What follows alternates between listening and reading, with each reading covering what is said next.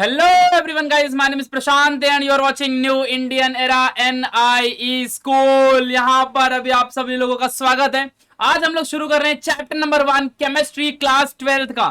ठीक है गाइस, आप सब लोग बहुत सारे बच्चों ने सपोर्ट किया हमारे बेसिक वाली वीडियो को।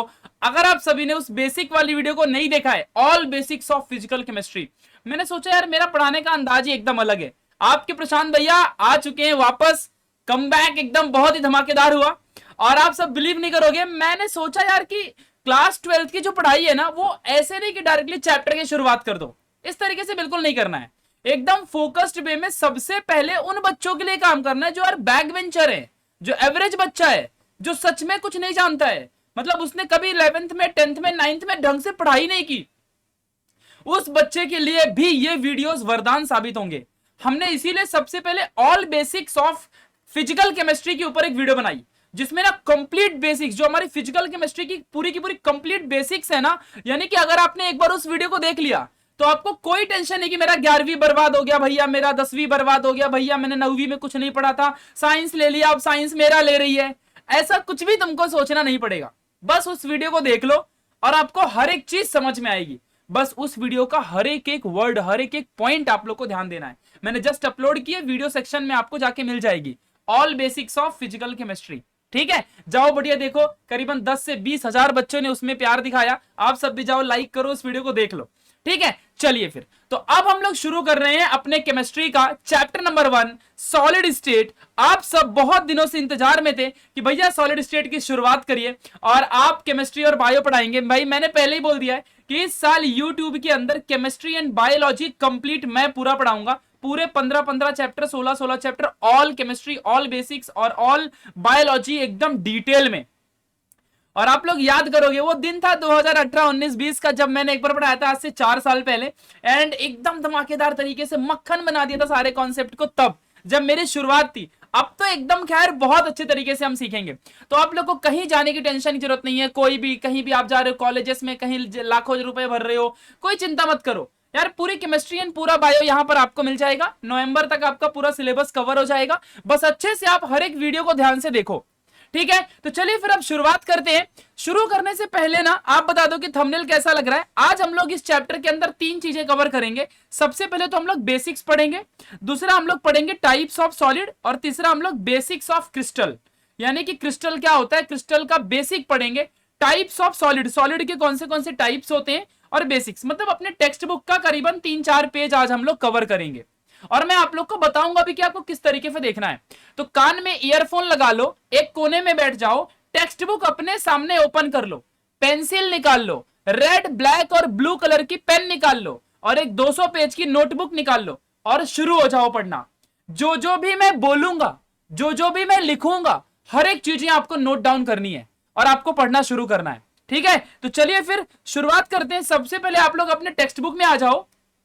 आप लोग के सामने टेक्स्ट बुक है, और इसीलिए बच्चों में ना इसे छोटा होकर बढ़िया साइड में पढ़ाता हूं, बैठ के आराम से, चिल, है ना। तो ये चीजें आपको ध्यान देनी है। डिजिटल बोर्ड में क्या होता है, ये सब क्लियर नहीं दिखता है, क्लियरिटी हमारी इसी में आती है। और मैं दिख भी रहा हूं तो चिंता ही नहीं है कि मतलब कोई टेंशन। पहले तो मैं दिखता नहीं था भाई, तब पढ़ाया करता था। तो ठीक है, चलो अब यहाँ पे जरा थोड़ा सा आप लोग को फोकस करना है कि थोड़ा सा पहले चैप्टर्स का ओवरव्यू देख लो, फिर उसके बाद हम लोग अपने सॉलिड स्टेट की शुरुआत करेंगे। देखो भाई, सबसे चैप्टर नंबर 1 सॉलिड स्टेट हमारा चैप्टर है। सॉलिड स्टेट का जो वेटेज है वो 5 मार्क्स का है, लेकिन इससे ऑप्शन के साथ 6 मार्क्स के क्वेश्चन आते हैं। तो 5 मार्क्स का इसका वेटेज है, आप लोग को ध्यान रखना है। फिर उसके बाद सॉल्यूशन, मतलब स्टार्टिंग के अगर 6 चैप्टर की बात की जाए तो ये हमारे फिजिकल केमिस्ट्री का पार्ट है। और फिजिकल केमिस्ट्री बच्चों फिजिक्स जैसा ही है, मतलब इसमें दिमाग लगाना है, कॉन्सेप्ट लगाना है।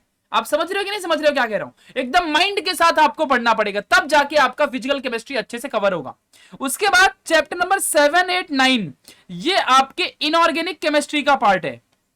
इनऑर्गेनिक केमिस्ट्री सबसे चिंदी, सबसे आसान, लेकिन सबसे घटिया चैप्टर्स, यानी कि जो बहुत वास्ट है और कुछ नहीं है इनमें, देखेंगे इनको भी। और सबसे मजेदार हमारी प्यारी ऑर्गेनिक केमिस्ट्री। तो चैप्टर नंबर 10 से लेकर के चैप्टर नंबर 13 तक हमारी पूरी ऑर्गेनिक केमिस्ट्री है, यानी कि 4 चैप्टर ऑर्गेनिक के हैं। और लास्ट के जो हमारे 3 चैप्टर ये अप्लाइड केमिस्ट्री है, biomolecule, introduction to polymer and green chemistry, ये सारे हमारे अप्लाइड केमिस्ट्री है। तो हम इस केमिस्ट्री क्लास 12th में 4 टाइप की केमिस्ट्री पढ़ेंगे, यानी कि पहले फिजिकल, फिर इनऑर्गेनिक केमिस्ट्री, फिर उसके बाद ऑर्गेनिक केमिस्ट्री, और उसके बाद हम लोग पढ़ेंगे अप्लाइड केमिस्ट्री। समझ रहे कि नहीं समझ रहा है? तो इनऑर्गेनिक, ऑर्गेनिक, अप्लाइड और फिजिकल केमिस्ट्री। तो लिख लो कहीं पर भी, अच्छा होगा आपके लिए कि कौन से चैप्टर किस लिए होते हैं। टेक्स्ट बुक में आप लोग लिख लो फटाफट। इसीलिए कहता हूं कि सिर्फ सुनना मत, ध्यान से पढ़ना, एकदम मक्खन बना देंगे। 11वीं नहीं पढ़ा, 10वीं नहीं पढ़ा, 9वीं नहीं पढ़ा, आ जा भैया, new Indian era YouTube channel में प्रशांत भैया आ चुके हैं और एकदम धमाकेदार तरीके से आप लोग को सिखाएंगे। बस मेहनत करने हैं और तुम लोग को हार्ड वर्क करनी है, तुम लोग को हर एक चीज करनी है, जो मैं बताते जाऊंगा हर एक चीज फॉलो करनी है। क्लास 12th में 95% हमको निकालना है इस बार कुछ भी करके। तो पेज नंबर 1 में आ जाओ, सॉलिड स्टेट में।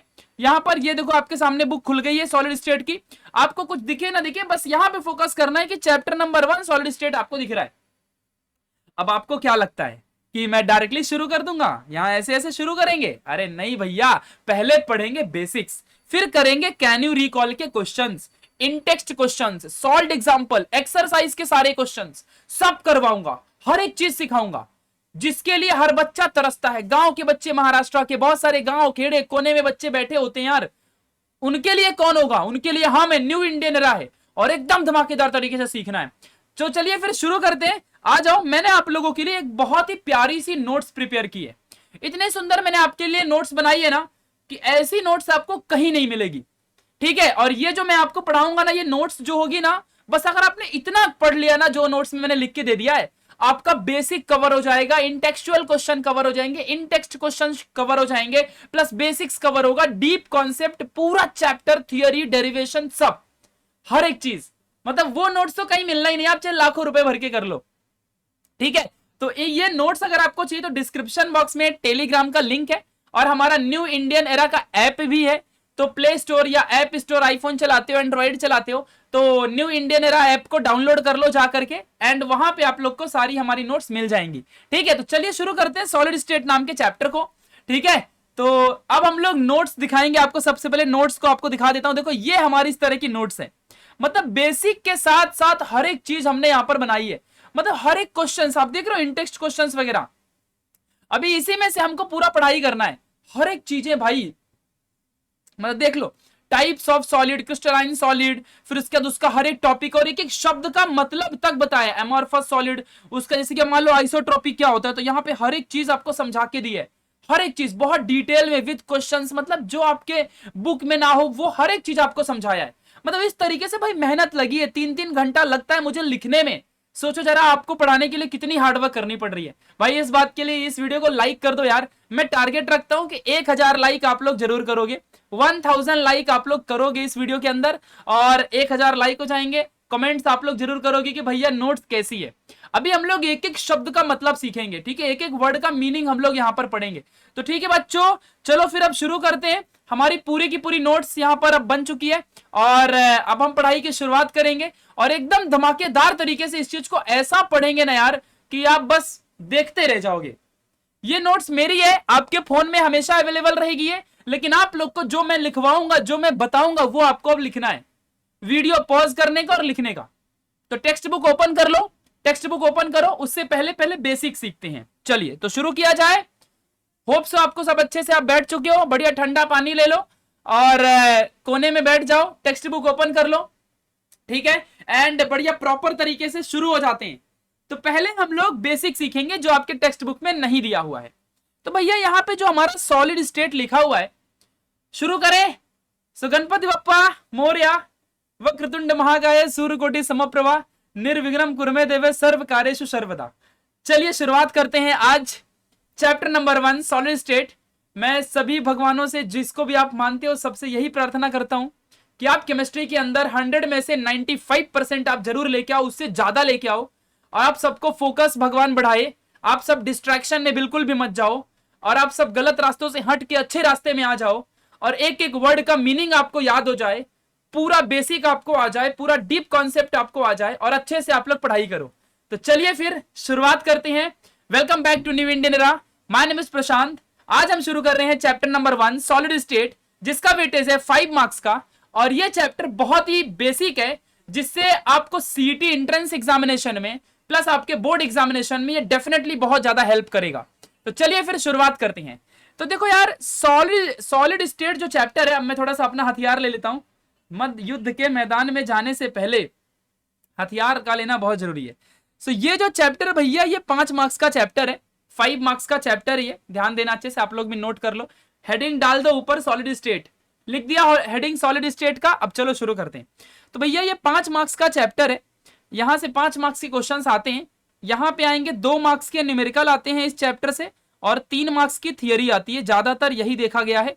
और 1 मार्क्स के कभी कभी एमसीक्यूज आते हैं, तो फिर ये 2 मार्क्स का हो जाता है। ये सब एडजस्टमेंट होते रहती है, कभी भी बदलता है। तो चलो सबसे पहले बेसिक्स के बारे में जानेंगे। तो चलो बच्चों मुझे बताओ कि इस दुनिया में जो भी आप देखते हो, चाहे मुझे देख रहे हो, ये कपड़ा देख रहे हो, ये शर्ट देख रहे हो, ये जो भी आप चीजें देख रहे हो, ये सब क्या है? ये सब चीजें बच्चों मैटर है। आप पानी पीते हो, आप मिल्क पीते हो, आप स्पेस में देख रहे हो, आप पेन यूज कर रहे हो, आप एनीथिंग, कुछ भी हवा में, हवा को फील कर रहे हो, आप कोई भी चीज देख रहे हो, ये सब कुछ मैटर है। समझ रहे हो? दुनिया की शुरुआत मैटर से हो रही है। आप समझ रहे हो कि नहीं समझ रहे हो? मैटर। तो चलो हम देखते हैं कि आखिरकार मैटर की डेफिनेशन क्या है। तो भैया जो मैटर होता है ना हमारा, ये आखिर इसकी प्रॉपर हमारी डेफिनेशन क्या है मैटर की? तो मैटर एक ऐसा सब्सटेंस है which occupies space and having some mass. तो मैटर एक ऐसी चीज है जिसको, एक ऐसा सब्सटेंस है जो कुछ तो स्पेस ऑक्यूपाई करता है और उसको कुछ तो मास होता है। अब ये क्या चीज है भाई? स्पेस ऑक्यूपाई कर रहा है और उसको कुछ मास है, ये क्या होता है? तो जरा ध्यान देना, जैसे कि मान लो अब ये मैंने एक पेन को लिया और पेन को यहां पे रख दिया। अब जब मैं ये पेन को यहां पर रख दूंगा तो ये पेन पूरा इस एरिया को कवर कर ली, जितना एरिया यहां पे दिख रहा है ना, इस एरिया को इसने कवर कर लिया है। क्या मैं इस जगह में किसी और चीज को रख सकता हूं क्या दुनिया में? अब नहीं रख सकता। मतलब इसने उतना स्पेस ऑक्यूपाई कर लिया है पूरे ब्रह्मांड में, पूरे यूनिवर्स में। इस जगह पे अब मैं कुछ नहीं रख सकता, क्योंकि इस जगह पे अब क्या आ चुका है? इस जगह पे ये पेन रख चुकी है। यानी कि पेन एक मैटर है, पेन में मैटर अवेलेबल है। समझ रहे कि नहीं समझ रहा है? तो दुनिया का ऐसा सब्सटेंस जो स्पेस ऑक्यूपाई करता हो और जिसको कुछ तो कुछ मास हो, वही चीज होता है हमारा मैटर। तो व्हाट इज मैटर? बोलो। It is a substance which occupies space and having some mass. ठीक है, याद रहेगा। बहुत सारे बच्चे बोलेंगे भैया मास क्या होता है? तो मैंने उसी के नीचे देखो कितनी अच्छी नोट्स बनाई है। मास क्या है? तो मास क्या होता है? Amount of matter present in the body. यानी कि कितना मैटर बॉडी के अंदर प्रेजेंट है, वही हमारा मास है। आप बोलोगे भैया थोड़ा नहीं समझा, थोड़ा और अच्छे से बताओ। तो देखो भाई, matter present in the body, amount of matter. अब आपको और अच्छे से समझेगा कि मैटर क्या है। मान लो कि मैं अभी यहां पर हूं, तो मैं किससे बना हुआ हूं? मैं हड्डी से बना हूं, मैं ब्लड से बना हूं, मैं स्किन से बना हूं, है ना? मेरी स्किन है ना मस्त एकदम प्यारी व्यारी सी, तो ये स्किन है मेरी। ठीक है, ऐसा पूरा ये, हाँ मतलब मेरे अंदर मसल है, मेरे अंदर हड्डी खून है, ये सब कुछ है।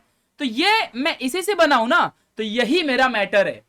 समझा कि नहीं समझा? आप मुझे बताओ कि अगर मैं अभी अर्थ में हूं तो मेरे अंदर मान लो 5 किलो की हड्डी है, तो अगर मैं मून में चला जाऊंगा तो मेरी हड्डी खत्म हो जाएगी क्या? ऐसा नहीं है। तो मैटर कभी नहीं बदलता है। समझा कि नहीं समझा? ध्यान देना अच्छे से। सो कितना मैटर मेरे अंदर है, वही मेरा मास है। मान लो मेरे अंदर अगर 50 किलो का मैटर है, यानी मेरा हड्डी खून मसल सब मिला के 50 किलो का मैटर है, तो मेरा मास 50 किलो है। समझ गया अच्छे से? तो amount of matter present in the body is nothing but the mass. सोचो, आधे बच्चों को तो यही नहीं पता रहा होगा कि मास क्या होता है, मैटर क्या होता है। दुनिया का हर एक चीज मैटर होती है, बस फीलिंग को छोड़ के। अब जैसे मैं यहाँ पे टच कर रहा हूं, आए है एकदम सॉफ्ट सॉफ्ट, तो ये जो मैं टच कर रहा हूं ये मैटर नहीं है, ये फीलिंग्स हैं। इसको छोड़ के जो भी चीज दुनिया में स्पेस ऑक्यूपाई करती हो, कहीं रख दो तो वो जगह को ऑक्यूपाई करता हो, बस वही मैटर है, वो मैटर है, उसको मास भी होगा। समझ गया अच्छे से? ये आपको ध्यान देना है, कॉन्सेंट्रेशन के साथ पढ़ते रहो, डिस्ट्रैक्ट नहीं होना है। चलो, मैटर की जो यूनिट है वो हमारी केजी है। मैटर की यूनिट क्या है? केजी। केजी को कहते हैं किलोग्राम। केजी का नाम है किलोग्राम, याद रखना इस चीज को। ठीक है, चलो अब थोड़ा सा आगे बढ़ते हैं। बच्चों, दुनिया में ना जो सब्सटेंस होता है, जो स्पेस ऑक्यूपाई करता है, वो 2 से 3 फॉर्म में पाया जाता है। जैसे कि आपने देखा होगा हवा, हवा हवा ए हवा हवा हवा हवा जीने दे, है ना? अमरो गाना नहीं आता है मुझे अब पढ़ाने दे। ठीक है तो जो हवा है ना भाई, हवा, ये हवा भी दुनिया में एग्जिस्ट करती है, लेकिन हवा दिखाई देती है क्या? नहीं, लेकिन स्पेस ऑक्यूपाई करती है। अब ये ब्रह्मांड में हवा भरी हुई है, तो हवा भी एक मैटर है। पानी भरा हुआ है, स्पेस ऑक्यूपाई करता है, मैटर है। सॉलिड, मैंने पेन को यहां पे रख दिया, तो वो भी एक मैटर है, स्पेस ऑक्यूपाई करता है। ठीक है, तो स्टेट्स ऑफ मैटर, मैटर के स्टेट कौन से हैं, मतलब किस किस फॉर्म में मैटर पाया जाता है। तो गैस फॉर्म में है, लिक्विड फॉर्म में है, सॉलिड फॉर्म में है। एक प्लाज्मा करके भी मैटर होता है, प्लाज्मा, तो उसके बारे में नहीं पढ़ना है, उतना ही ज्ञान लो जितना जरूरी है। ज्यादा ज्ञान के चक्कर में पता चलेगा फेल हो जाएगा 12वीं, फिर प्रॉब्लम हो जाएगी। ठीक है, तो ध्यान देना अच्छे से। तो स्टेट्स ऑफ मैटर जो है हमारे 3 टाइप के हैं, एक है गैस, एक है लिक्विड, एक है सॉलिड। ये चीज आपको ध्यान देनी है। चलो इन तीनों के बारे में पढ़ते हैं। अभी हम बेसिक पढ़ रहे हैं, अभी हमने चैप्टर की शुरुआत की है क्या? नहीं, अभी हम दुनिया के बारे में जान रहे हैं कि ये सारा संसार, ये हमारा डब्बा पानी का, ये पूरी दुनिया, ये मैं, ये सब कुछ मैटर है, सब कुछ सब्सटेंस है। और जो सब्सटेंस स्पेस को ऑक्यूपाई करता है वही सब्सटेंस मैटर कहलाता है। मैटर को मास होता है और मास की यूनिट होती है केजी।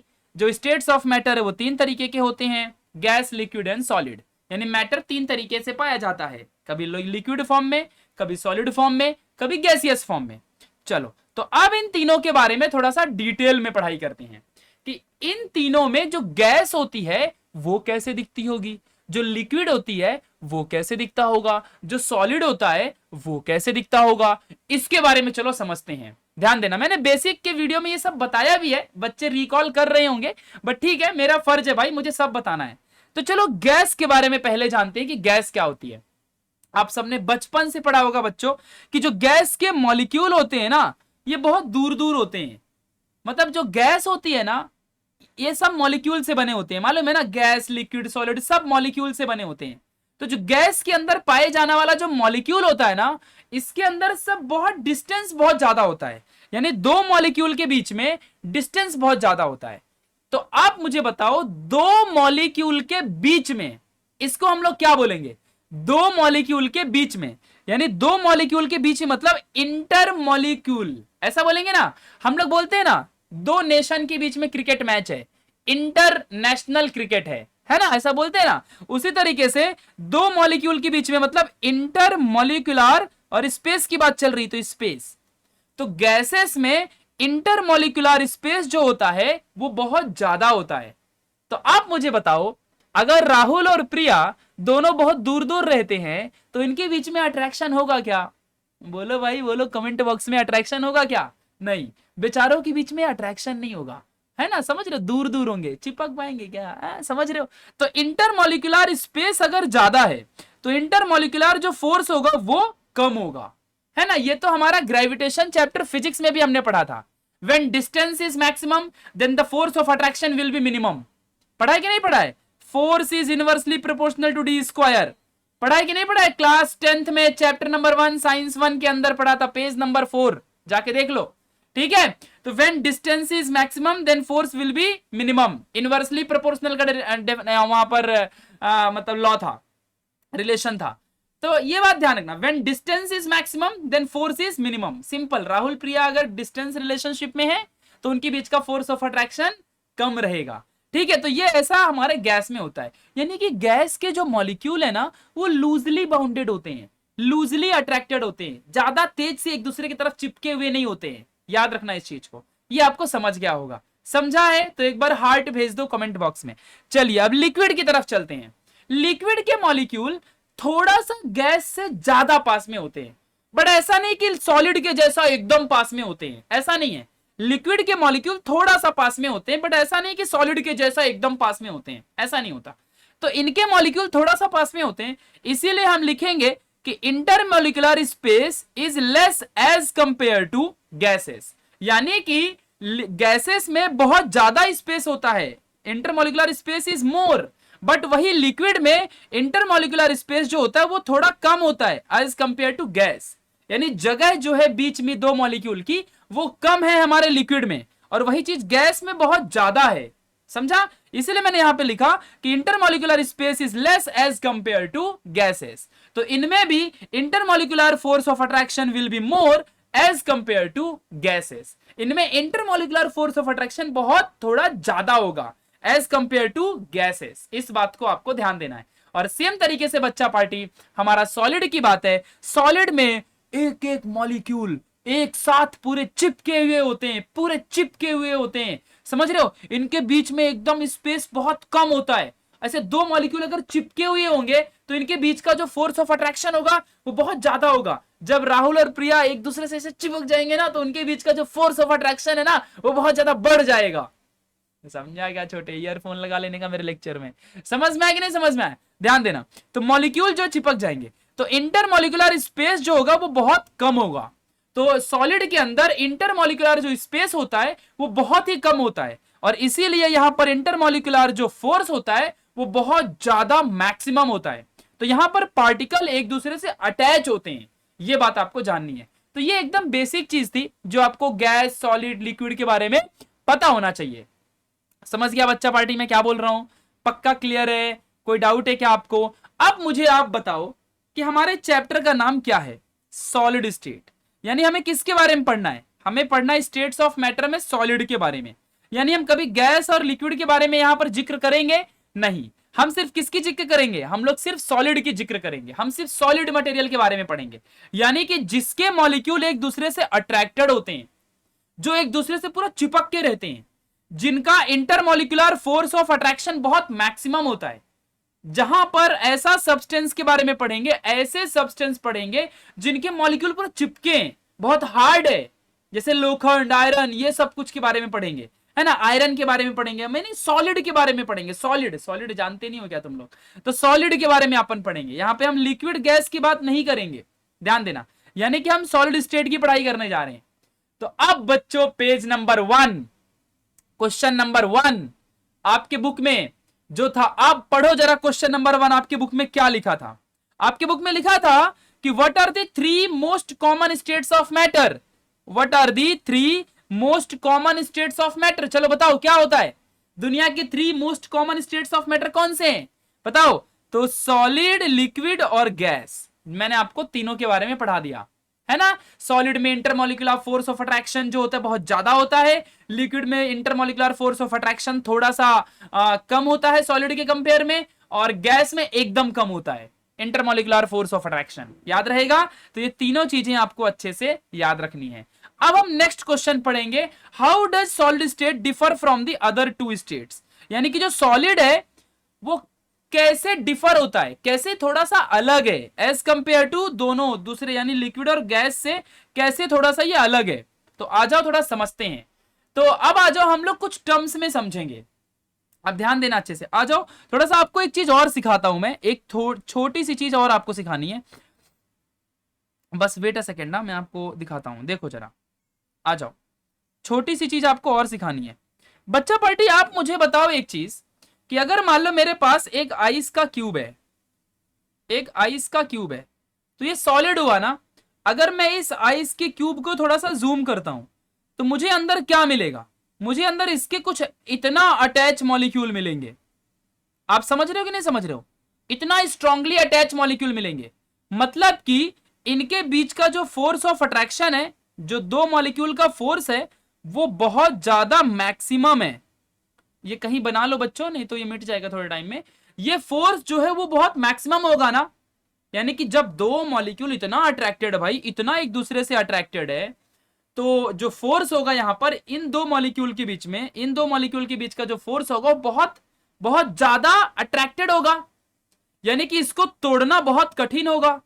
चाहे मैं प्रेशर दूं, चाहे मैं इसको कुछ भी दूं, कोई भी सॉलिड है, इसको तोड़ना बहुत कठिन होगा ना। समझा कि नहीं समझा? इसको दबाना भी बहुत कठिन होगा। आप आयरन के टुकड़े को ऐसा हाथ से दबा सकते हो क्या?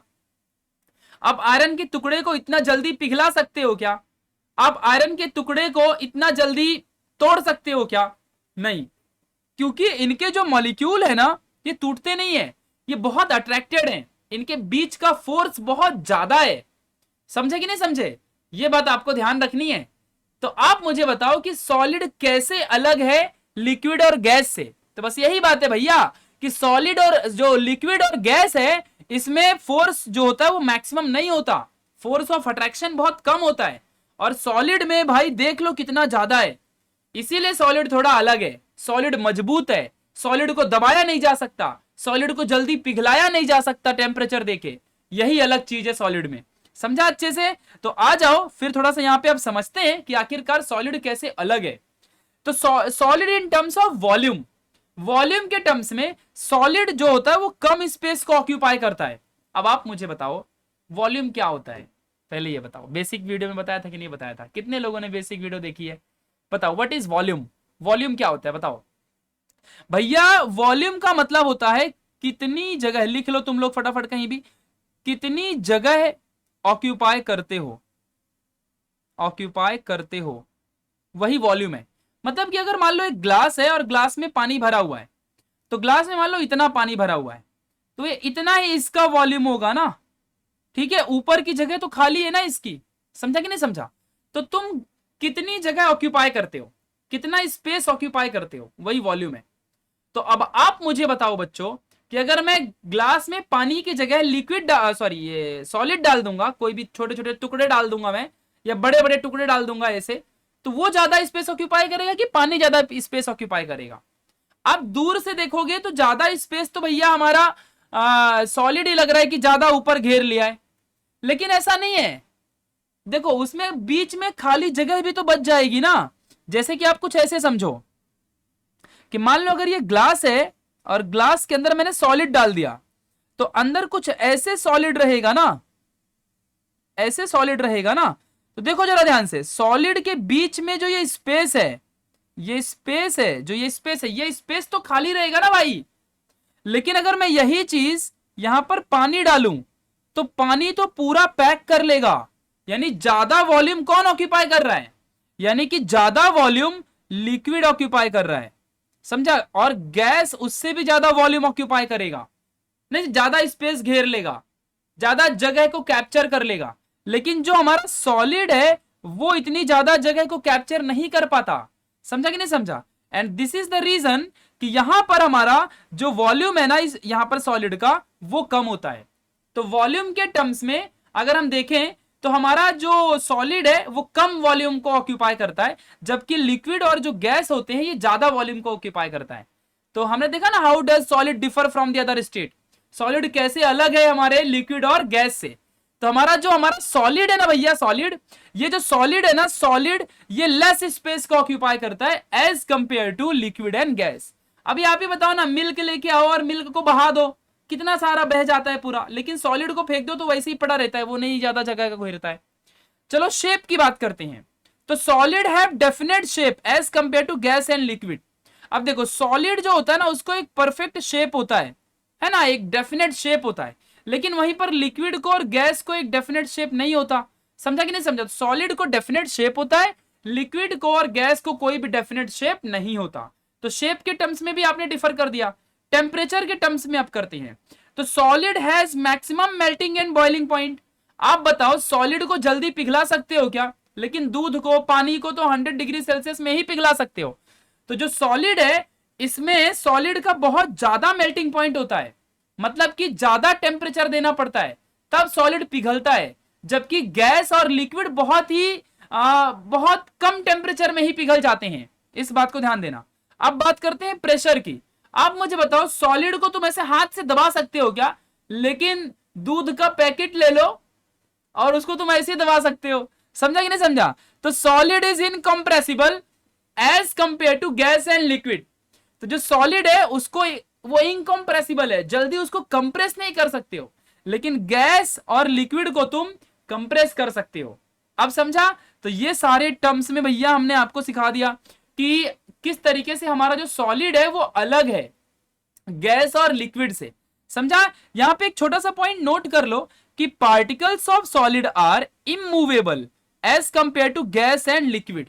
अब आपने देखा ही होगा, आपने इतना तो देखा ही होगा ना भाई, कि जैसे कि मान लो यहां पर एक कोई चीज है और उसके अंदर मान लो हवा भरी है, तो हवा के मॉलिक्यूल तो भागते रहते हैं ना, क्योंकि देखो ना भाई यहां पर हवा के मॉलिक्यूल एक दूसरे से अटैच नहीं होते हैं, ज्यादा अटैच नहीं होते हैं, तो वो भागते रहते हैं, ठीक है। लेकिन सॉलिड के मॉलिक्यूल ऐसे भागते रहेंगे क्या? अगर सॉलिड के मॉलिक्यूल भागेंगे तो हवा के जैसा कल से आयरन भी भागना शुरू कर देगा आयरन मैन बन जाएगा वो ठीक है।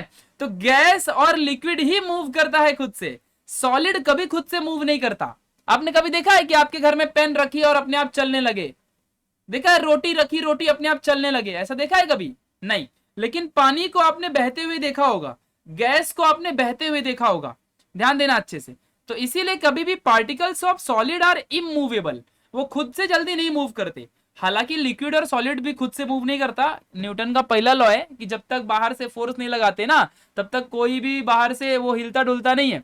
जब तक धक्के नहीं लगाओगे तब तक कोई हिलेगा नहीं, धक्का लगाने से ही कोई हिलता है ना। ऐसा न्यूटन का पहला नियम। लिखो कमेंट में क्या है न्यूटन का फर्स्ट लॉ।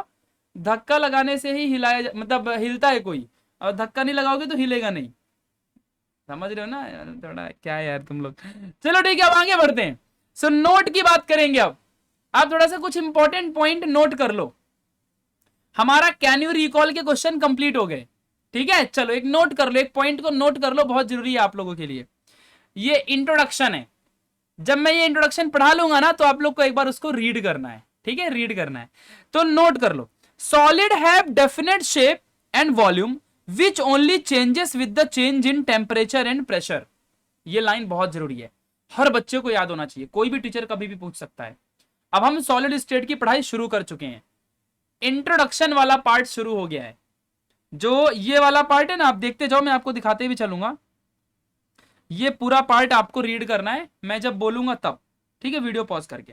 तो सॉलिड हैव डेफिनेट शेप, नहीं क्या, सॉलिड को एक फिक्स शेप होता है। एक आयरन का टुकड़ा है मान लो, तो वो ऐसा फिक्स हमेशा रहेगा जब तक कि आप उसको टेम्परेचर या प्रेशर के दम पे उसको तोड़ोगे, मरोड़ोगे या गर्म नहीं करोगे, तब तक वो वैसा का वैसा ही पड़ा रहेगा। तो सॉलिड हैव डेफिनेट शेप और डेफिनेट वॉल्यूम, वो फिक्स वॉल्यूम भी उनकी होती है, वॉल्यूम भी चेंज नहीं होगी। अब अगर आप इसको पिघला दोगे तो इसका वॉल्यूम कम हो जाएगा, इस बात को आपको ध्यान रखना अच्छे से, ठीक है।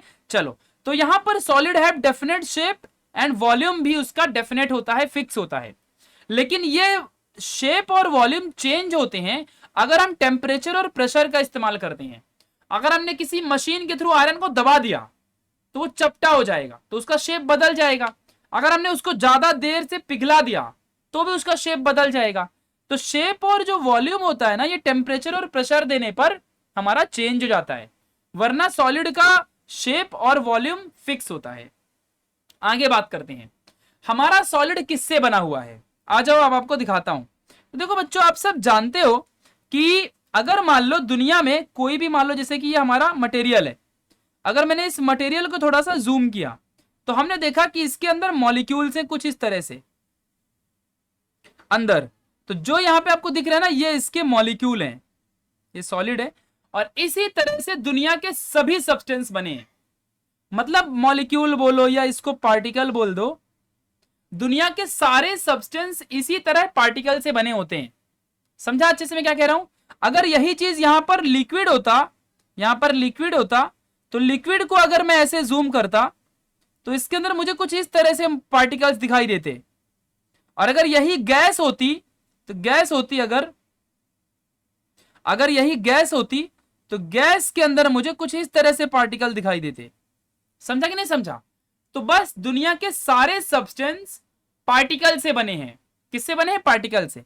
बस लिक्विड में जो पार्टिकल है वो ज्यादा कॉम्पैक्ट है, ज्यादा पास पास में है, और सॉरी सॉलिड में, और लिक्विड में थोड़ा सा दूर दूर है, गैस में एकदम से दूर दूर है। बस यही चीज आपको ध्यान रखनी है। तो एक बात तो क्लियर है भाई कि दुनिया के सभी सब्सटेंस का जो कॉन्स्टिट्यूएंट पार्टिकल है, आप बोलोगे भैया कॉन्स्टिट्यूएंट पार्टिकल क्या होता है?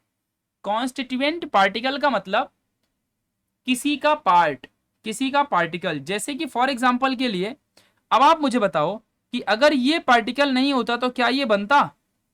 यानी कि ये पार्टिकल इस लिक्विड का ये कॉन्स्टिट्यूएंट पार्टिकल है, कॉन्स्टिट्यूएंट पार्टिकल है।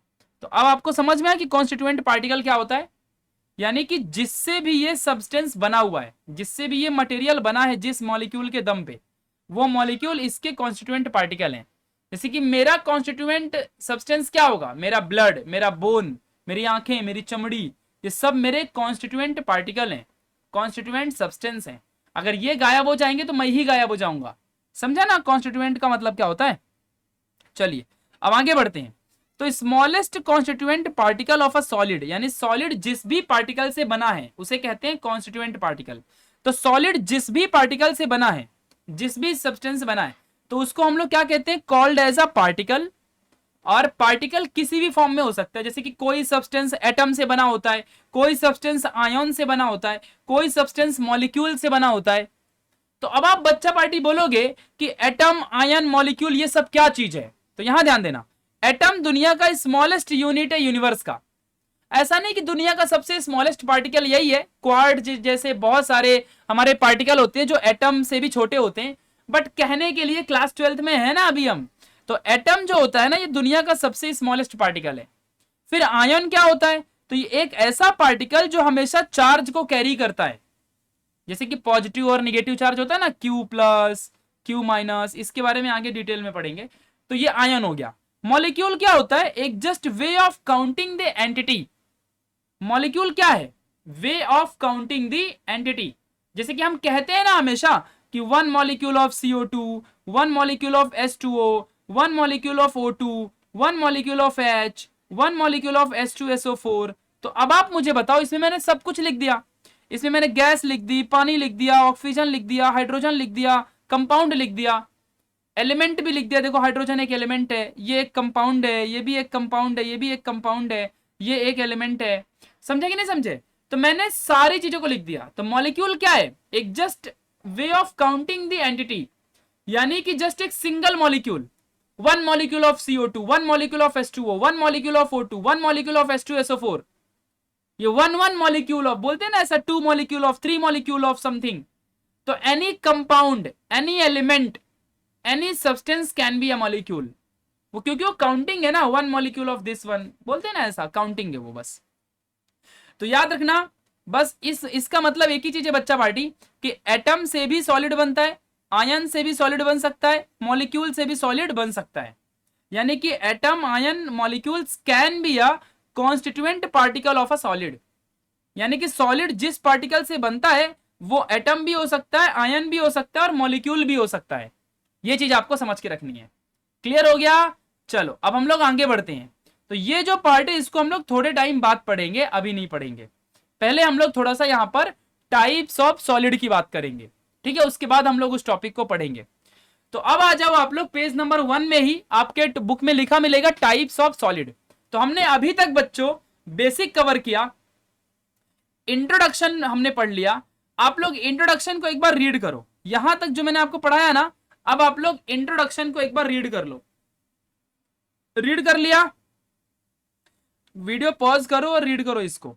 अब हम लोग शुरू करेंगे टाइप्स ऑफ सॉलिड, ठीक है? अब हम लोग क्या शुरू करेंगे, टाइप्स ऑफ सॉलिड की अब हम लोग पढ़ाई अब शुरू करेंगे। तो आप लोग एक बार रीड कर लो, फिर आगे बढ़ते हैं। तो अब यहाँ पे आ जाओ, टाइप्स ऑफ सॉलिड की पढ़ाई करेंगे। तो भैया इस दुनिया में ना वैसे तो 2 टाइप के सॉलिड होते हैं, क्रिस्टलाइन, अमॉर्फस, बट मैंने एक और जोड़ दिया, आइसोमॉर्फिज्म एंड पॉलीमॉर्फिज्म। तो हम लोग टोटल इस बुक में 3 टाइप के सॉलिड की पढ़ाई करेंगे, ठीक है? अगर बच्चों आपको अभी तक मजा आया हो तो कमेंट में एक बार हार्ट लिख दो, हार्ट भेज दो, और आपके मन में जो भी अच्छा लग रहा हो आप लिख दो, और इस वीडियो को लाइक कर दो और अपने दोस्तों को शेयर कर दो। तो चलिए फिर शुरू करते हैं। तो टाइप्स ऑफ सॉलिड, यानी सॉलिड तो हमने जान लिया कि सॉलिड भैया छोटे छोटे पार्टिकल से बनता है। हमने देखा ना यहाँ पर सॉलिड किससे बनता है, पार्टिकल से बनता है। और वो पार्टिकल या तो एटम हो सकता है, या तो आयन हो सकता है, या तो मॉलिक्यूल हो सकता है। ये पार्टिकल कुछ भी इनमें से हो सकता है, एटम, आयन, मॉलिक्यूल। एटम हमेशा पॉजिटिव चार्ज होता है, ये ध्यान रखना बच्चों। आप लोग को जो मैं यहाँ पे दिखा रहा हूँ, हम लिखते चल रहे हो ना, वीडियो पॉज करने का और लिखने का, जैसा लिखा है ना यहाँ पर वो आपको कॉपी करना है। आप अभी तक कर क्या रहे हो? अगर आपने नहीं लिखा तो वीडियो को फिर से पीछे करो और शुरू हो जाओ वापस से लिखना, क्योंकि देखो जो मैंने यहाँ लिखा है ना वो बहुत कम है, क्योंकि मैं बोलता हूं ना जो, वो सबसे ज्यादा है। नहीं क्या अभी मैंने एटम बोला ये पॉजिटिव चार्ज होता है, आपको पता है तो मत लिखो। मैंने बताया था ना कि atom smallest unit of universe है, बट एक क्वार्ट्ज करके भी एक यूनिट होती है, क्वार्ट्ज करके, वो एटम से भी छोटा पार्टिकल है दुनिया का। मैंने ये भी आपको बताया। तो ऐसे मैंने हर एक चीज आपको समझाई है, तो आपको ये सब याद रखना पड़ेगा। तो एटम, आयन, मॉलिक्यूल, ये तीनों पार्टिकल ही हैं, और इन तीनों से हमारा सॉलिड बन सकता है। याद रहेगा ना आपको? मॉलिक्यूल क्या है, मैंने यहाँ पे बहुत सारा एग्जांपल लिखा था। मॉलिक्यूल एक way of counting the entity, जैसे हम बोलते हैं ना 1 molecule of H2O, 1 molecule of H2SO4। ये तो आप ये लिखो, आप ये नोट्स बनाओ, ये नोट्स आपको काम आएगी। मैं मानता हूं कि मैं ये नोट्स आपको दे दूंगा, बट इसमें वो चीज थोड़ी लिखी है जो मैं बोलता हूं, जो मैं एक्स्ट्रा कर रहा हूं। आप लोग तो वो एक्स्ट्रा भी लिख सकते हो मेरे साथ साथ, वीडियो पॉज करने का, उसको नोट डाउन करने का, फिर आगे बढ़ने का, समझा। जब मैं पढ़ाना शुरू करने लगूं उसी लाइन से आपको लिखते जाना है। तो अब हम पढ़ेंगे टाइप्स ऑफ सॉलिड। तो टाइप्स ऑफ सॉलिड कितने टाइप का होता है? बेसिकली दो टाइप का, क्रिस्टलाइन और एमॉर्फस। लेकिन एक और है आइसोमॉर्फिज्म एंड पॉलीमॉर्फिज्म, इसके बारे में भी हम जानेंगे। बच्चों क्रिस्टलाइन सॉलिड जो होता है, टाइप ऑफ सॉलिड में सॉलिड के बहुत सारे अलग अलग फॉर्म्स पाए जाते हैं दुनिया में। तो क्रिस्टलाइन सॉलिड क्या होते हैं आगे पढ़ेंगे। इसके 4 टाइप हैं, ionic crystal, covalent network crystal, molecular crystal, metallic crystal. आज हम लोग ये चारों टॉपिक को डिटेल में पढ़ेंगे। फिर हम लोग देखेंगे एमॉर्फस सॉलिड के बारे में, आइसोमॉर्फिज्म और पॉलीमॉर्फिज्म। तो बच्चों मैं आपको बता दूं कि सबसे पहले हम लोग क्रिस्टलाइन सॉलिड पढ़ेंगे, लेकिन इसके पार्ट को हम बाद में पढ़ेंगे। फिर हम पढ़ेंगे एमॉर्फस सॉलिड को, फिर हम पढ़ेंगे आइसोमॉर्फिज्म एंड पॉलीमॉर्फिज्म को। उसके बाद हम लोग ये सारे टॉपिक को कवर करेंगे, जैसा हमारे बुक में सीक्वेंस दिया है। बुक में पहले ये दिया है, फिर ये दिया है, फिर ये दिया है, उसके बाद ये दिया है, समझा ना। ध्यान देना अच्छे से, हालांकि पहले ये के बाद ये पढ़ाना चाहिए था, लेकिन कोई ना, हम इस तरीके से इसको अच्छे से पढ़ेंगे। तो चलिए सबसे पहले हम शुरू करेंगे क्रिस्टलाइन सॉलिड के बारे में। तो बच्चों आप लोग पेज नंबर 1 में ही रहो। अभी आपके पेज नंबर 1 में क्रिस्टलाइन सॉलिड करके लिखा होगा। अब चलो बच्चों, आपके बुक में जो लिखा है ना, वो क्या लिखा है एक बार आप रीड करो, वीडियो पॉज करो और आप इस चीज को देखो। यहां पर ये पूरे इस पैराग्राफ को एक बार रीड करो। पेज नंबर 1 में इस पैराग्राफ को अच्छे से पूरा रीड कर लो और देखो जरा, मुझे कमेंट में बताओ कि रीड करने के बाद समझा क्या। और अब मैं जब समझाऊंगा उसके बाद आपको समझा क्या, आप एक बार कमेंट करना, ठीक है। तो क्रिस्टलाइन सॉलिड क्या होता है, चलो समझ के लेते हैं, और ये नोट्स आपको लाइफ टाइम मदद करेगा, ठीक है, ध्यान देना। क्रिस्टलाइन सॉलिड क्या होता है, चलिए। तो क्रिस्टलाइन सॉलिड एक ऐसा सॉलिड, देखो अब 3 टाइप है क्रिस्टलाइन, मतलब अपने सॉलिड के, क्रिस्टलाइन, एमॉर्फस, पॉलीमॉर्फिज्म, ये आपको ध्यान रखना है। तो जो क्रिस्टलाइन सॉलिड है ये क्या है, मतलब भाई कैसा टाइप है, ये क्या होता है। तो क्रिस्टलाइन सॉलिड जो है ये क्या है, चलो समझते हैं। तो there is regularity and periodicity in the arrangement of particle. हमने एक चीज तो पहले देखी कि सारे के सारे सॉलिड हमारे पार्टिकल से बने हैं। तो अंदर पार्टिकल ऐसे ऐसे करके अरेंज रहता है ना, नहीं क्या, ऐसे ऐसे करके अरेंज रहता है ना पार्टिकल, ऐसे। तो जो पार्टिकल अरेंज है इसमें रेगुलरिटी होती है, इसमें पीरियोडिसिटी होती है क्रिस्टलाइन सॉलिड के अंदर। मतलब प्रॉपर एलिमेंट्स जो हमारे होते हैं, प्रॉपर पार्टिकल जो होते हैं, वो प्रॉपर रेगुलर अरेंजमेंट होते हैं, प्रॉपर पीरियोडिसिटी होती है। तो इन दोनों वर्ड का मतलब क्या है ये जानना है। तो रेगुलरिटी मतलब परफेक्शन, ऐसा नहीं कि एक पार्टिकल यहां है और दूसरा पार्टिकल एकदम बड़ा आ जाए, फिर छोटा, फिर छोटा, फिर छोटा, फिर अचानक से बड़ा, ऐसा नहीं होना चाहिए। रेगुलरिटी होनी चाहिए। अगर एक पार्टिकल ऐसा दूसरा भी वैसा, सेम साइज सेम शेप वाले पार्टिकल एक दूसरे से अट्रैक्ट होंगे, रेगुलरिटी होनी चाहिए, परफेक्शन होना चाहिए। और पीरियोडिसिटी का मतलब क्या है, मतलब एक के बाद एक, ऐसा ना हो कि एक पार्टिकल यहां, दूसरा पार्टिकल यहां, तीसरा यहां, चौथा यहां, पांचवा यहां, फिर तीसरा, कैसा भी, कैसे भी कोई भी हो, कैसे भी ज्वाइन हो, ऐसा नहीं चलेगा। रेगुलरिटी चाहिए, एक के बाद दूसरा, तीसरा, चौथा, पांचवा, छठवां, फिर 7वां, 8वां, 9वां, 10वां, 11वां, 12वां, 13वां, ऐसे रेगुलरिटी और पीरियोडिसिटी। पीरियोडिसिटी मतलब एक के बाद एक, एक के बाद दूसरा पार्टिकल, तीसरा पार्टिकल, चौथा पार्टिकल, ऐसा नहीं कि एक यहां पे, एक यहां पे, एक यहां पे, एक यहां पे, एक यहां पे, एक यहां पे, ऐसा नहीं चाहिए। पीरियोडिसिटी चाहिए और रेगुलरिटी चाहिए। तो क्रिस्टलाइन सॉलिड वो सॉलिड होते हैं जिनमें रेगुलरिटी होती है और पीरियोडिसिटी होती है अरेंजमेंट ऑफ पार्टिकल में, तभी हमारा इतना अच्छा परफेक्ट सॉलिड बनता है। अरे आपने शक्कर के दाने देखे होंगे ना, शक्कर, चीनी, चीनी, सुगर, सुगर, सुगर के दानों देखो कैसे प्रॉपर क्रिस्टल दिखाई देता है, कैसे प्रॉपर क्रिस्टल जैसा दिखता है। तो उसके अंदर के पार्टिकल बस इसी तरह से अरेंज होते हैं, रेगुलर और पीरियोडिक होते हैं, इसीलिए वो इतना अच्छा दिखता है। तो क्रिस्टलाइन यहां पे होगा। दूसरा, अब दूसरा पॉइंट पढ़ते हैं। अब आप बताओ बच्चों, जिसके पार्टिकल इतना अच्छे से अरेंज हो, इतना अच्छे से एकदम पास पास में अरेंज हो, तो इनके बीच का फोर्स ऑफ अट्रैक्शन तो बहुत ज्यादा होगा ना, होगा कि नहीं होगा। तो इसीलिए इनको तोड़ना भी बहुत कठिन होगा। इनको हम जल्दी तोड़ सकते हैं क्या, जल्दी टेम्परेचर से पिघला सकते हैं क्या ऐसे मॉलिक्यूल को। आप बताओ, एक घर में अगर 5 भाई हैं और पांचों भाई एक मुट्ठी बन के रहते हैं, तो इनको कोई तोड़ सकता है क्या, कोई पिघला सकता है क्या, नहीं। बस उसी तरह से ये पार्टिकल भी एक दूसरे से ज्यादा अट्रैक्टेड है, इसीलिए इनका मेल्टिंग पॉइंट हमेशा शार्प होता है, बहुत ज्यादा होता है। अब आप बोलोगे भैया ठीक है मेल्टिंग पॉइंट ज्यादा होता है, इनको पिघलाना बहुत कठिन है। आप भैया ये बताओ कि मेल्टिंग पॉइंट ही क्या होता है? ये बताओ मेल्टिंग पॉइंट क्या होता है? तो एक ऐसा पॉइंट ऑफ टेम्परेचर, मैं आपको आंसर देता हूं, एक ऐसा पॉइंट ऑफ टेम्परेचर जहां पर हमारा कोई भी सब्सटेंस मेल्ट होना शुरू हो जाता हो। मतलब एक ऐसा पॉइंट ऑफ टेम्परेचर जहां पे हमारा जो सब्सटेंस है वो मेल्ट होना शुरू हो जाए। नहीं समझ रहे हो? जैसे कि कोई एक आइसक्रीम है और आइसक्रीम 0 डिग्री सेल्सियस पे आइसक्रीम जैसे दिखती है, लेकिन जैसे ही उसको 10 डिग्री सेल्सियस का टेम्परेचर दो तो आइसक्रीम पिघल जाएगी और पिघल के पानी हो जाएगी। तो आइसक्रीम ने पिघलना कब शुरू किया? 10 डिग्री सेल्सियस में, यानी कि उस आइस का मेल्टिंग पॉइंट 10 डिग्री सेल्सियस होगा। समझा? आइस का मेल्टिंग पॉइंट क्या होगा? 10 डिग्री सेल्सियस। इस तरीके से मैं एग्जांपल दे रहा हूं। वैसे आइस का जो अपना मेल्टिंग पॉइंट होता है वो 0 डिग्री सेल्सियस ही होता है, क्योंकि 0 से ज्यादा गए तो आइस हमारा तुरंत मेल्ट हो जाता है, 1 डिग्री पे भी तो मेल्ट हो जाता है। क्लियर हो गया? चलो दूसरा पॉइंट पढ़ते हैं। All substance are anisotropic. इसका मतलब बच्चों को समझता ही नहीं है भाई। तो जितने भी सब्सटेंस होते हैं ये अनआइसोट्रोपिक होते हैं, except only those having cubic structure. दुनिया के सारे जो हमारे सब्सटेंस हैं, क्रिस्टलाइन सब्सटेंस हैं, क्रिस्टलाइन सब्सटेंस के जितने भी पार्ट है वो सब अनआइसोट्रोपिक होता है, लेकिन सिर्फ किसको छोड़ के? क्यूबिक स्ट्रक्चर को छोड़ के। यानी कि अगर हमारा कोई भी क्रिस्टलाइन सब्सटेंस अगर ऐसा दिखता होगा उसको छोड़ दो, बाकी जितने भी सब्सटेंस होंगे इसके अलावा कैसे भी दिखने वाले होंगे वो सब अनआइसोट्रोपिक होंगे। लेकिन आप बोलोगे भैया ये अनआइसोट्रोपिक होता क्या है? पहले ये तो बताओ। वो बात की बात है कि सारे क्रिस्टलाइन सब्सटेंस अनआइसोट्रोपिक होते हैं। मैं क्या बोल रहा हूं? लिखो, सारे क्रिस्टलाइन सब्सटेंस अनआइसोट्रोपिक होते हैं एक्सेप्ट क्यूबिक स्ट्रक्चर। लेकिन भैया अनआइसोट्रोपिक होते हैं वो तो समझ गया, लेकिन अनआइसोट्रोपिक का मतलब क्या होता है पहले ये बता दो, है ना? चलो अब सिखाता हूं। अनआइसोट्रोपिक का मतलब होता है कि जो डायरेक्शन के ऊपर डिपेंड हो।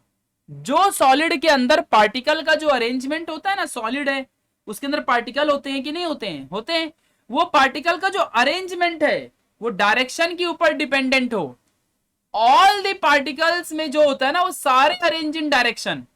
कहने का मतलब ये है बच्चा पार्टी कि जैसे कि मान लो अगर एक पार्टिकल है, यहाँ पे एक सब्सटेंस है, तो उसके पार्टिकल जो होंगे ना, उसके जो पार्टिकल जो होंगे ना वो एकदम डायरेक्शन में अरेंज रहेंगे।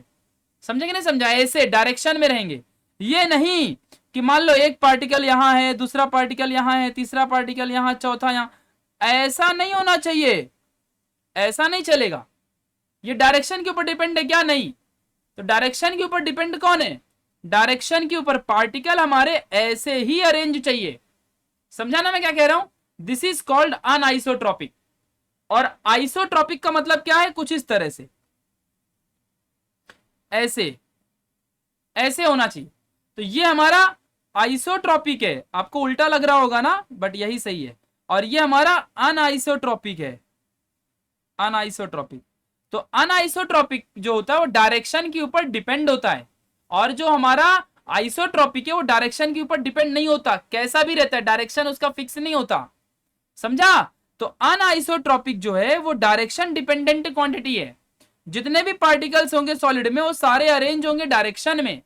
जैसे कि आइस क्यूब, वुड, लकड़ी, देखो लकड़ी एकदम आगे की तरफ भागी हुई रहती है ऐसे, लकड़ी, स्लेट नहीं है जिसमें लिखते हैं अपन स्लेट, वो स्लेट, ये सारे अनआइसोट्रोपिक है।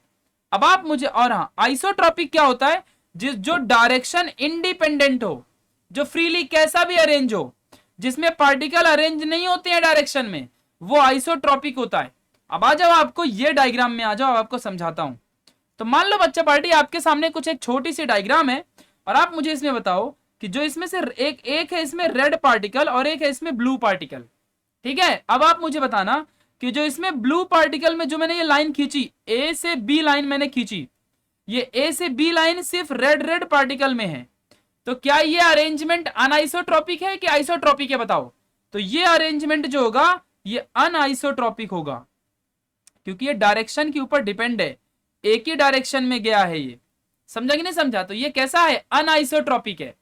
ठीक है, चलो दूसरा बताओ, डी और सी बताओ, ये आइसोट्रॉपिक है कि अनआइसोट्रॉपिक है? तो ये भी डायरेक्शन डिपेंडेंट है, यानी ये भी अनआइसोट्रॉपिक है। जो डायरेक्शन के ऊपर डिपेंड होते हैं वो अनआइसोट्रॉपिक होते हैं, और जो डायरेक्शन के ऊपर इंडिपेंडेंट होते हैं वो आइसोट्रॉपिक होते हैं। सोचो बच्चों, आपको आ गया ये चीज? ठीक है, अब आप मुझे बताओ ई और एफ बताओ कैसा है। तो पहले देखो रेड फिर ब्लू, रेड ब्लू कैसा भी आ रहा है, तो ये हमारा आइसोट्रॉपिक है। याद रहेगा अच्छे से, आपको ध्यान रहेगा। तो इस तरीके से आपको समझना है, यानी कि यहां पे रेगुलरिटी है, ये रेगुलरिटी है और ये इररेगुलरिटी है। आप देख रहे हो, यानी कि बी और ए और डी और सी में क्रिस्टलाइन स्ट्रक्चर है ना, इसमें रेगुलर अरेंजमेंट है, पीरियोडिसिटी है। अरे भैया, क्रिस्टलाइन सब्सटेंस में पीरियोडिसिटी और रेगुलरिटी होती है कि नहीं होती है? तो यहां पर रेगुलरिटी है, देखो ना, रेड रेड अलग अलग, ब्लू ब्लू अलग अलग, लेकिन इसमें इररेगुलरिटी है, इसमें पीरियोडिसिटी नहीं है। समझा ना अच्छे से? ई और एफ में पार्टिकल्स में तो यहां पे वही चीज लिखी हुई है कि जो ई और एफ है ये इररेगुलर अरेंज है, लेकिन ए बी और सी डी सेम डायरेक्शन में अरेंजमेंट है और ये रेगुलर अरेंजमेंट है। अब आपको समझ गया होगा ये क्या चीज थी। आधे टीचर इसको छोड़ देते हैं, बताते ही नहीं है भाई। ठीक है, चलो आगे बढ़ते हैं। अब पढ़ेंगे example of crystalline solid. Crystalline solid के क्या क्या एग्जाम्पल हैं, जैसे कि सोडियम क्लोराइड, NaCl, नमक। नमक भी देखो ना एक क्रिस्टल होता है, क्रिस्टल, इसीलिए ये भी। फिर sodium and gold, copper, diamond, graphite and ceramic, ये सारे के सारे हमारे एग्जाम्पल हैं क्रिस्टलाइन सॉलिड के। किसके एग्जाम्पल हैं? क्रिस्टलाइन सॉलिड के एग्जाम्पल हैं। तो ये आपको अच्छे से याद रहेगा ना बच्चा पार्टी?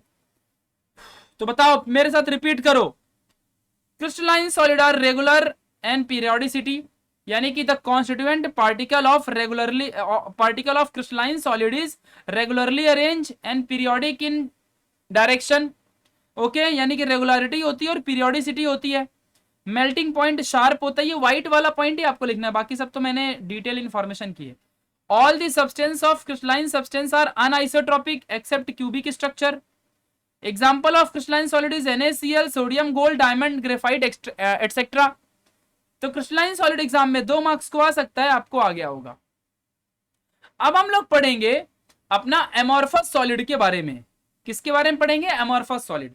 अभी आपको मैं डिफरेंस भी समझाऊंगा दोनों में, पहले समझ लो यहां पर। तो भैया एमोर्फस सॉलिड क्या होता है, पहले ये सीखते हैं। तो the constituent particle of a randomly arranged, यहां पर जरा ध्यान देना, जो अमॉर्फस सॉलिड होता है इसमें कॉन्स्टिट्यूएंट पार्टिकल, यानी कि जिससे हमारा ये अमॉर्फस सॉलिड बना हुआ है, जिससे हमारा अमॉर्फस सॉलिड बना हुआ है, वो पार्टिकल, जिन पार्टिकलों से अमॉर्फस सॉलिड बना हुआ है वो पार्टिकल कैसे भी अरेंज होते हैं, रैंडमली अरेंज होते हैं। मतलब कि उनका कोई फिक्स डायरेक्शन नहीं है अरेंजमेंट का, वो कैसे भी अरेंज हैं, कैसे भी अरेंजमेंट है उनकी। समझा कि नहीं समझा मैं क्या कह रहा हूं? Also they have short range order of particle. मतलब कि मैं आपको समझाऊं ये क्या कह रहा हूं मैं, रैंडमली अरेंज है। आ जाओ मैं इसको आपको समझा के देता हूं। यहां पर देखो बच्चों, ध्यान से समझना। यहां देखो, देखो जैसा कि अभी क्रिस्टलाइन सॉलिड था, इसमें 2 इंपॉर्टेंट चीजें थी, रेगुलरिटी एंड पीरियोडिसिटी थी कि नहीं थी? यानी कि सारे पार्टिकल एक के बाद एक के बाद एक के बाद एक, और तो इनमें एनिसोट्रॉपी भी थी, अनआइसोट्रॉपी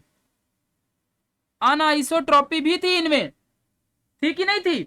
ठीक है, लेकिन यहां पर अगर हम लोग देखें तो एमॉर्फस सॉलिड की अगर मैं बात करूं तो भैया एमॉर्फस सॉलिड में ऐसा नहीं होता। एमॉर्फस सॉलिड में जानते हो क्या होता है? पार्टिकल इररेगुलर अरेंज होते हैं, मतलब कि यहां पर इररेगुलरिटी होती है, यानी एक पार्टिकल यहां, दूसरा पार्टिकल यहां, तीसरा पार्टिकल यहां, चौथा पार्टिकल यहां, इररेगुलरिटी होती है। तो जब पार्टिकल जो है ना इसमें इररेगुलर होते हैं, पार्टिकल बच्चा इसमें शॉर्ट रेंज भी होता है। शॉर्ट रेंज बोले तो क्या, जैसे कि मान लो पार्टिकल एक यहां है तो थोड़ा सा ही नीचे जाएगा वो, ऐसा, आप समझ रहे हो? शॉर्ट रेंज यानी कि ऐसा भी नहीं कि एकदम से दूर दूर होंगे, कुछ ऐसा होगा, आप समझ रहे हो? और इनके बीच में आइसोट्रॉपी होगी। क्या होगी इनके बीच में? आइसोट्रॉपी। अनआइसोट्रॉपी होगी क्या? नहीं, इनमें क्या होगी? आइसोट्रॉपी होगी। और क्रिस्टलाइन सॉलिड में अनआइसोट्रॉपी होगी, यानी कि ये डायरेक्शन डिपेंडेंट है, ये डायरेक्शन इंडिपेंडेंट होगा। इसमें इरेगुलरिटी होगी, इसमें रेगुलरिटी होगी, इसमें पीरियोडिसिटी है, इसमें शॉर्ट रेंज है, यानी कि कैसे भी इस तरीके से इसमें पार्टिकल्स होते हैं। इसीलिए बच्चा पार्टी आपने देखा होगा ना कि जो शक्कर का दाना है वो स्ट्रेट पार्टिकल से बना है, इसीलिए वो कड़क होता है, टाइट चमकता है, वो डायमंड जैसा। लेकिन एमोर्फस में आटा देख लो, घर का आटा, बेसन आटा, गेहूं का आटा जिससे चपाती बनती है, वो आटा देख लो, चावल का आटा देख लो, आटा फ्लोर, तो आप आटा देख लो, आटे में ऐसे ही पार्टिकल आगे पीछे होते हैं, इसीलिए पाउडर जैसा रहता है। तो आई होप से बच्चों आपको ये अच्छे समझ में आ गया होगा। ठीक है, ध्यान देना।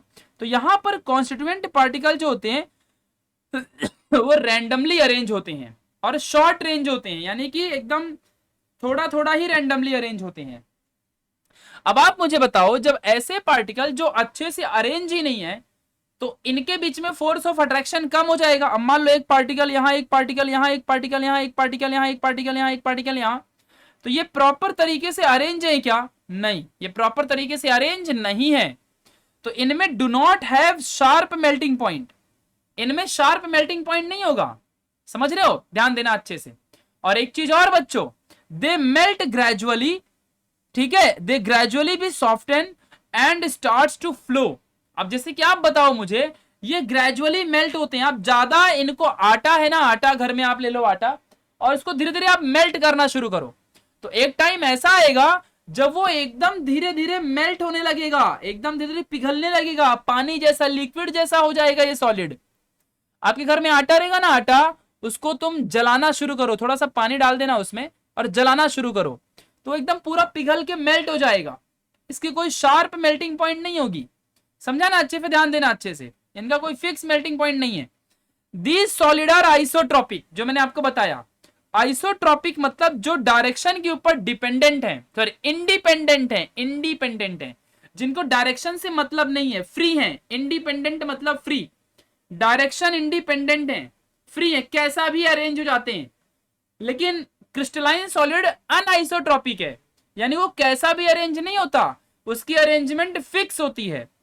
यानी means properties like refractive index and conductivity. Refractive index वो लाइट वाला पार्ट है, हम वहां पे सीखेंगे। और कंडक्टिविटी तो आप जानते ही रहोगे कि कितना हमारा कंडक्शन होता है, इसी चैप्टर में पढ़ेंगे आगे। कितनी इलेक्ट्रिसिटी फ्लो होती है किसी भी सब्सटेंस के अंदर, कितनी इलेक्ट्रिसिटी फ्लो होती है किसी भी सब्सटेंस के अंदर, यही हमारी कंडक्टिविटी कहलाती है। ठीक है, तो दीज सॉलिड आर आइसोट्रॉपिक, यानी कि मैंने पहले बता दिया एमॉर्फस में आइसोट्रॉपिक होता है क्योंकि उसमें डायरेक्शन तो फिक्स होता है नहीं। अब बच्चा, जब डायरेक्शन उसमें फिक्स नहीं है, जब डायरेक्शन उसमें फिक्स नहीं है, तो आप मुझे बताओ ये डायरेक्शन इंडिपेंडेंट होगा और इसमें अरेंजमेंट ऑफ पार्टिकल कैसे भी होगी। कितना अच्छे से समझा रहा हूं ना, एकदम बस। ठीक है, ध्यान देना। इसीलिए बच्चों ऐसे सॉलिड को सुपर कूल्ड लिक्विड भी कहते हैं। सुपर कूल्ड लिक्विड मतलब क्या होता है, चलो बताओ। आपको मैं समझाता हूं, जरा ध्यान से समझना सुपर कूल्ड लिक्विड क्या है। सुपर कूल्ड लिक्विड यानी कि देखो, पानी हमेशा ऐसे ऐसे होते रहता है, पानी हमेशा ऐसे ऐसे होते रहता है ना, ऐसे ऐसे होता है। अगर मैं इसको फ्रीज करने लगूं तो पानी धीरे धीरे मूव करना बंद करेगा और धीरे धीरे ये सॉलिड बन जाएगा, ऐसा हिलेगा ही नहीं। अब ये पूरा सॉलिड बन गया है ना, लेकिन तभी भी थोड़ा बहुत तो ये है अब इसमें गड़बड़ी, कितना भी सॉलिड बन जाए, कितना भी आइस बन जाए, ये है कि नहीं बात सही।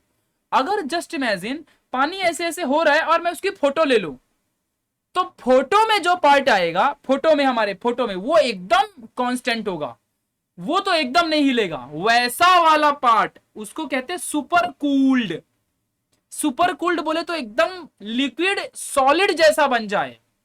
इतना कूलिंग करो, इतना कूलिंग करो, इतना कूलिंग करो हमारे लिक्विड की कि वो सॉलिड जैसा बन जाए। आइस बना दोगे वो भी उतना हाई लेवल नहीं होगा जितना कि आप उस बहते हुए पानी का फोटो ले लो और वो इतना स्ट्रांग है। समझा कि नहीं समझा मैं क्या कह रहा हूं?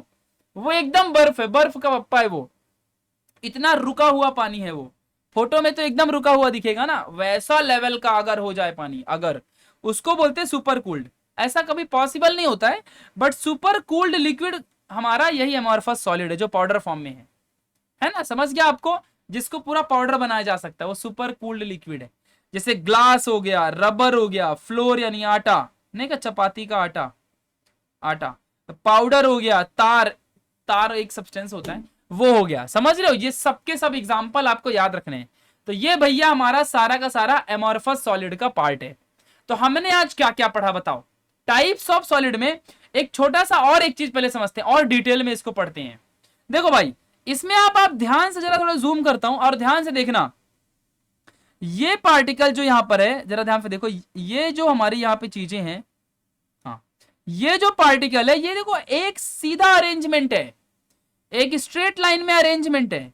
ऐसा किधर भी है क्या? देखो स्ट्रेट लाइन में अरेंजमेंट है। तो जब अरेंजमेंट हमारे यहां पर डायरेक्शन डिपेंडेंट हो, डायरेक्शन डिपेंड है, यानी डायरेक्शन के ऊपर डिपेंड है, डिपेंड है, डायरेक्शन के ऊपर डिपेंड है, तो ये अनआइसोट्रॉपी है। अनआइसोट्रॉपी क्या कहलाएगा? ये अनआइसोट्रॉपी। लेकिन वही चीज अगर आप बाजू में देखो तो देखो कैसे भी पार्टिकल अरेंज हैं, पार्टिकल का अरेंजमेंट डायरेक्शन में है ही नहीं। कितना अच्छे से आपको समझा दिया, कैसा भी अरेंज है पार्टिकल, जैसे ना कि स्पंज वगैरह होता है, तो वो भी एक सॉलिड जैसा ही है ना, ठीक है। तो कैसे भी अरेंज है इनका पार्टिकल, ये है हमारा डायरेक्शन इंडिपेंडेंट, यानी कि फ्रीडम है, ये कहीं भी हैं ये लोग, डायरेक्शन इंडिपेंडेंट। और डायरेक्शन इंडिपेंडेंट का मतलब होता है आइसोट्रॉपी, आइसोट्रॉपी। अब आपको समझ गया अच्छे से कि दोनों में फर्क क्या है, अच्छे से पक्का कि भैया यहां पर जरा ध्यान देना सारे लोग, पक्का अच्छे समझ गया। आइसोट्रॉपी और अनआइसोट्रॉपी दोनों में आपको मीनिंग क्लियर हो गया है? कोई किसी को डाउट है आइसोट्रॉपी और अनआइसोट्रॉपी में? नहीं। अब इनकी डेफिनेशन थोड़ा जान लो, डेफिनेशन जान लो कि अनआइसोट्रॉपी आखिर क्या होता है, अनआइसोट्रॉपी क्या होता है। The ability of crystalline solid, अब अनआइसोट्रॉपिक तो क्रिस्टलाइन सॉलिड ही होते हैं जिनमें फिक्स रेगुलर शेप होता है ना, देखो ना, फिक्स रेगुलर शेप होता है जिनमें, यानी क्रिस्टलाइन सॉलिड है वो, ठीक है। तो the ability of crystalline solid to change the value of physical properties when measured in the different direction, ये अनआइसोट्रॉपी है। डेफिनेशन समझना नहीं है, बस पढ़ना है। कॉन्सेप्ट आपको समझ गया है ना? बस यही चीज ध्यान रखना कि अगर एक पार्टिकल को डायरेक्शन में मेजर करूंगा तब तो ठीक है, अगर डिफरेंट डायरेक्शन में मेजर करूंगा तो इसकी वैल्यू चेंज दिखेगी हमें। जैसे कि ये पार्टिकल इस तरफ कुछ अलग है, इस तरफ कुछ अलग है, इस तरफ कुछ अलग है, क्योंकि ये डायरेक्शन के हिसाब से बनाया गया है, ये सारे सिस्टम को डायरेक्शन के हिसाब से बनाया गया है, ठीक है। तो ये एक ही डायरेक्शन में इसको काउंट करो तो अच्छा है, अगर आप डिफरेंट डायरेक्शन में काउंट करोगे तो इसकी वैल्यू आपको चेंज मिलेगी। समझा कि नहीं समझा? तो वैल्यू ऑफ क्रिस्टलाइन सॉलिड जो है, वैल्यू ऑफ जो हमारी क्रिस्टलाइन सॉलिड है, to change the value of physical property, the ability of crystalline solid to change the value of physical property when measured in the different direction. तो value physical property की value change हो जाएगी अगर आप different direction में count करोगे तो, इसीलिए हमेशा इसको वन डायरेक्शन में ही काउंट करो। सेम तरीके से आइसोट्रॉपी का मतलब क्या होता है? These material have uniform property, चाहे आप किसी भी फील्ड में जाओ, ये तो वैसे ही पहले से ही भाई ये लोग फ्रीडम में, किधर भी जाओ इनका प्रॉपर्टी फिक्स रहता है, कुछ बदलता नहीं है, ठीक है। तो चाहे किसी भी डायरेक्शन में जाओ इनकी प्रॉपर्टी फिक्स होती है। तो बस आइसोट्रॉपी और अनआइसोट्रॉपी आपको दोनों समझ गया। आइसोट्रॉपी हमारे एमॉर्फस सब्सटेंस में होता है, किसमें होता है? एमॉर्फस सॉलिड में। और अनआइसोट्रॉपी हमारी किसमें होती है? अनआइसोट्रॉपी हमारी क्रिस्टलाइन सॉलिड में होती है। किसमें? क्रिस्टलाइन सॉलिड में। ये एमसीक्यू में आ सकता है, ठीक है। Which solid belongs to anisotropy? Isotropy, anisotropy, कौन सा सॉलिड अनआइसोट्रॉपी को बिलोंग करता है? क्या बताओगे? क्रिस्टलाइन, एमॉर्फस, मेटालिक, कौन सा बताओगे? क्रिस्टलाइन। आइसोट्रॉपी एमॉर्फस को, याद रखना इस चीज को। चलिए थोड़ा सा डिफरेंस यहाँ पे सीख लेते हैं, आ जाओ डिफरेंस सीख लेते हैं। क्रिस्टलाइन सॉलिड का डेफिनेट शेप होता है, ज्योमेट्रिकल फॉर्म भी डेफिनेट होता है, इनका कुछ भी डेफिनेट नहीं होता। इनको शार्प मेल्टिंग पॉइंट होती है, इनको नहीं होती है। ये रिजिड और इनकॉम्प्रेसिबल, रिजिड का मतलब होता है हार्ड, अब आपको ये सब लिखना है, रिजिड और इनकॉम्प्रेसिबल होता है। ये बहुत कम रिजिड होते हैं और इनको आप लोग कंप्रेस इजिली कर सकते हो, और ये लोग इनकॉम्प्रेसिबल है, दबाना बहुत कठिन है। क्रिस्टलाइन को, एक शक्कर के दाने को आप हाथ से नहीं दबा सकते हो, दबा के चेक कर लो चाहिए तो, और आटे को पूरा पाउडर बना सकते हो, वही चीज है। तो ये अमॉर्फस ही हमारा क्रिस्टलाइन है। इनको क्लीन क्लीवेज होती है, ब्रेक कर सकते हो पीसेस में, लेकिन ये इरेगुलर क्लीवेज है, कैसे भी होता है। आटे को क्या तोड़ोगे आप।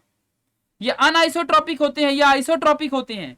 अनआइसोट्रॉपिक मतलब इनका mechanical property, electrical property depends on the direction, और इनमें इनकी फिजिकल प्रॉपर्टी और मैकेनिकल प्रॉपर्टी हर एक जगह में फिक्स होती है, ये आपको ध्यान रखना है। तो इस तरीके से बच्चों हमने आज क्रिस्टलाइन और एमॉर्फस को एकदम डिटेल में पढ़ा। मतलब हमने ट्राई किया कि हम आगे का भी पढ़ते, बट आज शायद हो नहीं पाएगा, और मैं आपको नहीं चाहता कि आपको एकदम पकाऊं मैं। सो आज मैं अब यहीं खत्म करूंगा इस सेशन को, ठीक है। आज का टॉपिक हमारा अब यहीं खत्म होगा। ओके गाइस, सो आप सबने इस वीडियो को पूरा अच्छे से देखा यहां तक। जो बच्चा यहां तक रुका था तो आप कमेंट करो भैया मैंने इस वीडियो को पूरा देख लिया, मैं समझ जाऊंगा ये लड़का पढ़ने वाला है, ठीक है। ध्यान देना अच्छे से। सो गाइस आपने इस वीडियो को देखा और धमाकेदार तरीके से देखा। तो आज हमने बेसिक में ज्यादा हमारा टाइम लग गया। आज हमने बेसिक्स पढ़े, फिर हमने बेसिक्स के बाद हमने चैप्टर का इंट्रोडक्शन देखा। इंट्रोडक्शन से पहले हमने कैन यू रिकॉल के क्वेश्चंस भी किए। कैन यू रिकॉल के क्वेश्चंस भी तो ऐसे ही हो गए थे, अपने आसान थे एकदम। फिर उसके बाद हमने सॉलिड में, टाइप ऑफ सॉलिड में क्रिस्टलाइन और एमॉर्फस सॉलिड के बारे में हमने पढ़ाई की। तो ये सारी चीजों की हमने आज डिस्कशन किया। अब कल हमारा पॉलीमॉर्फिज्म और isomorphism and then crystalline solid के चारों पार्ट के बारे में हम पढ़ेंगे नेक्स्ट टॉपिक में। ट्राई कर रहा था क्या 4-5 पेज खत्म कर दूं, बट हो नहीं पाया क्योंकि बहुत बड़ा सिलेबस है ना, इसलिए। सो guys thank you so much for watching this session. इसकी नोट्स आपको टेलीग्राम में मिल जाएगी, डिस्क्रिप्शन बॉक्स में आपको लिंक ले लो जाके, या तो न्यू इंडियन एरा का ऐप डाउनलोड करके रख लो, काम आएगा फ्यूचर में। फोकस बैच 2.0 आने वाली है, क्लास 12 की फोकस बैच आने वाली है, याद रखना, ठीक है। तो thank you so much for watching. आप चाहो तो मुझे इंस्टाग्राम में फॉलो कर लो जाके फटाफट, वहां पर भी मैं बहुत अच्छी आपको अपडेट देते रहता हूँ, तो इंस्टाग्राम में भी आप जाके मुझे फॉलो कर सकते हो। So guys thank you so much for watching this session. Thanks a lot guys, bye bye, take care, love you a lot. मिलते हैं लेक्चर नंबर 2 में। इस लेक्चर को ध्यान से देख लो, चैप्टर को अच्छे से रीड कर लो, हर एक चीज के बारे में मैंने आपको डिटेल में पढ़ाया है, कोई भी चीज आपके लिए नहीं छोड़ी है। बस आप लोग धमाका मचा दो। लेक्चर कैसा था एक बार बता दो। Bye bye guys, take care.